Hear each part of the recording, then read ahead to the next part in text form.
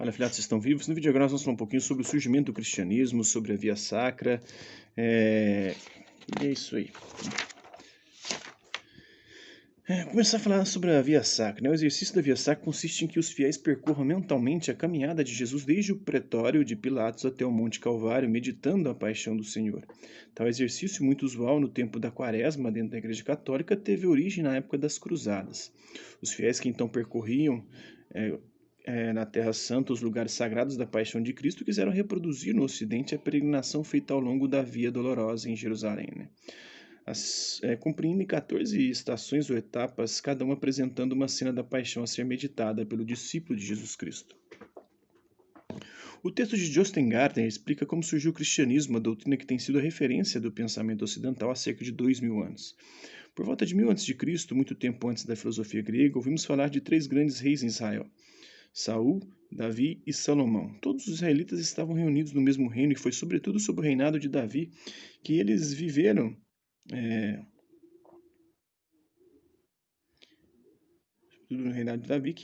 um período de apogeu político, militar e cultural. Quando os reis eram investidos no poder, eram ungidos pelo povo, né? Ungido significa Messias, por isso recebeu o título de Messias, que significa aquele que foi ungido. No contexto religioso, os reis eram vistos como mediadores entre Deus e o povo. Por isso é que os reis podiam ser chamados de filhos de Deus, e o país que governavam de reino de Deus. Mas o reino de Israel foi dividido em um reino ao norte, Israel, e o outro ao sul, o reino de Judá. Os judeus se perguntavam por que o reino de Davi havia sido destruído e por que se abatia sobre o povo uma desgraça sobre a outra. Quando a situação ficou difícil para os israelitas, alguns profetas começaram a anunciar a vinda de um profeta da casa de Davi. Este Messias, o Filho de Deus, viria para redimir o povo, restituir a Israel sua grandeza e fundar um reino de Deus. No início, tudo isto tinha um significado político. O Redentor era visto como todos, ou por todos, como um libertador nacional que teria vindo para pôr fim aos sofrimentos judeus sob a dominação dos romanos. Mas outras vozes se ergueram. 200 anos antes do nascimento de Jesus, outros profetas já haviam anunciado por todo o mundo helenístico que o Messias prometido seria o Redentor de todo o mundo. Então aparece Jesus.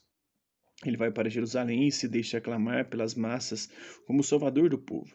Desta forma, ele retoma a antiga tradição dos reis que eram entronizados através de um típico ritual de acesso ao trono.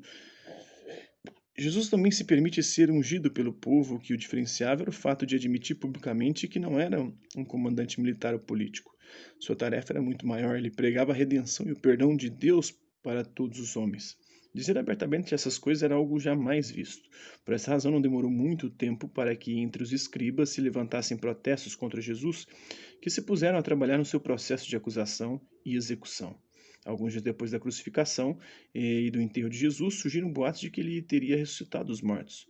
Com isso, Jesus dava prova de que era mais do que apenas um homem. Ele mostrava que era realmente o Filho de Deus.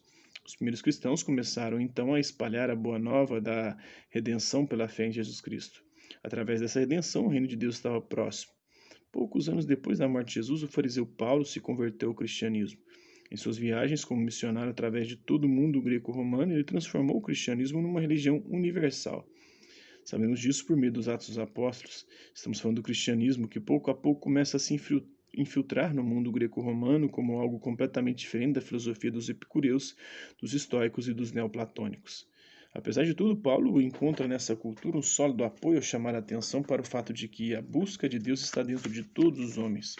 Ele é um Deus pessoal que intervém na história e que morreu na cruz pelos homens. Algumas décadas depois da morte de Cristo, já havia comunidades cristãs em todas as cidades gregas e romanas mais importantes: Atenas, Roma, Alexandria, Éfeso, Corinto. Entre 3 e 4 séculos depois, todo mundo greco-romano estava cristianizado. É que as pessoas precisavam muito de uma orientação espiritual. O cristianismo era mais do que uma seita judaica. Ele se voltava para toda a humanidade através de uma mensagem universal de redenção. A antiga aliança entre Deus e Israel fora substituída pela nova aliança que Deus estabelecera entre Deus e todos os homens. A entrada do cristianismo no mundo greco-romano significou uma grande transformação histórico-cultural, segundo Justin Gardner na sua obra O Mundo de Sofia, né? Então é isso aí, espero que vocês tenham gostado do vídeo. Quem curtiu, dá um like, não curtiu, dá um dislike. Hasta la vista, babies, e até a próxima.